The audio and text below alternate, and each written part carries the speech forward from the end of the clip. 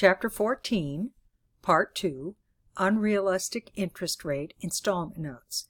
What we're talking about here is what happens if you have a note that doesn't have a stated amount. It just has an amount that has to be paid at the end. Well, the truth is nobody gives out anything for nothing, so there is what we call implied interest. Now, notes exchanged for assets or services with unrealistic interest rates. Implicit rate of interest is the rate is not expressly stated in the agreement, so there is an implied interest rate. Imputing an interest rate, deciding the appropriate rate when value of the asset or service is not readily determinable. So let's take a look at this example. We have on January 1st, Mike Corp acquired a piece of equipment by issuing a 5-year $200,000 note at 4% and everything's payable at maturity. The market rate of interest for similar notes, this would also be the effective rate, is 10%. So now what we're going to do is we're going to record these journals. So how do you figure out the total value of what you received and how much was the implied interest? So what we have to do is we have to go to our present value tables. So what we need to look at is what is the present value of the interest of 4% times 200,000, which is 8,000, and then we're going to go to the present value of annuity table where n equals 5. That's the number of periods because it's annual, and the interest is 10 because that's the market rate. And that tells us that that 200,000 is worth 30,000. The interest is worth 30,326.32. Then what we're going to look at is what's the present value in today's dollars with an interest implied effective rate of 10% of 200,000.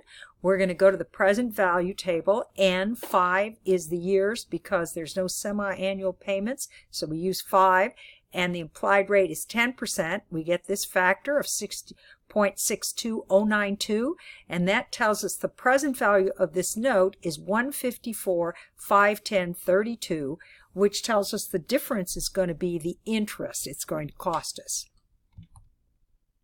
Now again, since interest is annual, we're not going to divide by 2 nor take the number of periods times 2 because it's annual.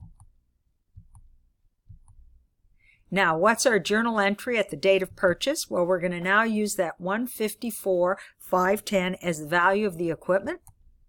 The notes payable is $200,000, and the difference is the interest that we're going to expense over time, and that's $45,490. Now we'll look at a bond amortization table. What we're saying is that we have the interest payable is $8,000. The implied interest is $15,451. So the discount that will be amortized in year one, at the end of year 1, would be $7,451. So this shows you how it works. So, for instance, for year 2, we would take the balance total value of the bond, which is the notes payable minus the discount, which gives you $161,961. And we're going to take that times 10%, which is the implied rate, and that tells us the interest is the $16,196. That's the implied interest, and the difference between the amount that's going to be amortized is $81.96. So this is our journal. I'll let you go back and take a look at that for a few minutes. So remember, you're doing this each period, so what's going to happen is your interest expense is going to change as you slowly write off the discount on bond. And in the end, the only thing that's going to be on the books at the end of year 5 is the $200,000. So our first journal entry is going to be interest payable is $8,000. Interest expense is the net value of the bonds, and then the discount on bond is the plug. So that's year 1. Now, what does it look like at the end of year 2? Now again, if you notice, the interest has changed. Interest expense has changed because now, if you notice, we have a value because we're writing off the discount. The amount is going to slowly go up, and at the end of 5 years, the net amount of the bond is going to be $200,000. So now it's $161,961 times 10%. Interest payable does not change. It's the face of the bond times the rate the bond pays, and the difference is discount on bonds. Now, if we were to look at the account, this is what it would look like as we journalize. Discount on bonds each year for the 5 years, and at the end of the year, that is going to equal 0, and then the net value of the bond is going to be $200,000. So what's going to look like when they pay it? Notes payable will be taken off the books for $200,000. The interest payable would be taken off the books, and the cash would be $240,000. Now let's look at installment payments. This is what happens when the payment is the same every single time. So you're going to have periodic reductions of the balance, which is sufficient that at maturity the note is completely paid. So instead of paying it at the end, you're going to be paying it off over time. This is what you do when you buy a car. So each payment includes interest and a reduction in the principal. The periodic amount is easily calculated by dividing the amount of the loan by the appropriate discount factor from the present value of an annuity table. So let's take a look at an example.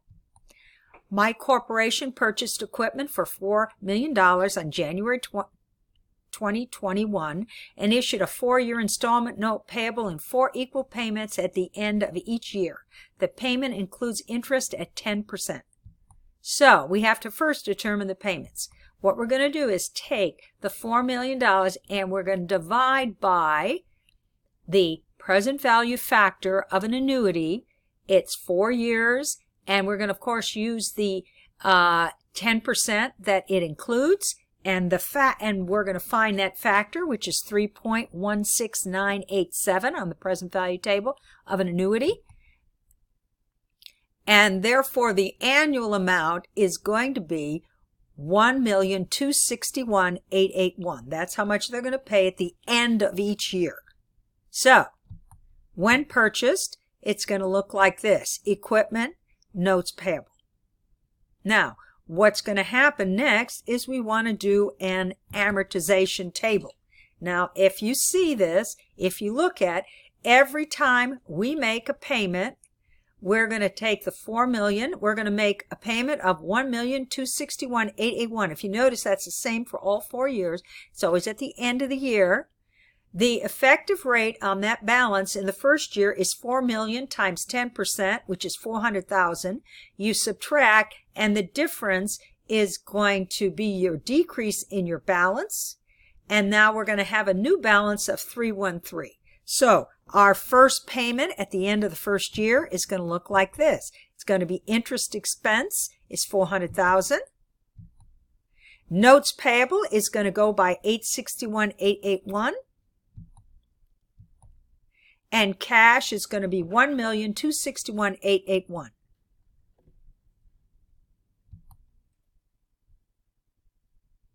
Now, what does it look like for the payment at the end of the 4th year?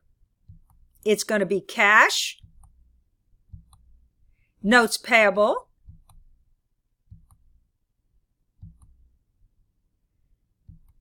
and interest expense. And if you notice now, we have nothing left on the books. And that includes Part 2, Chapter 14.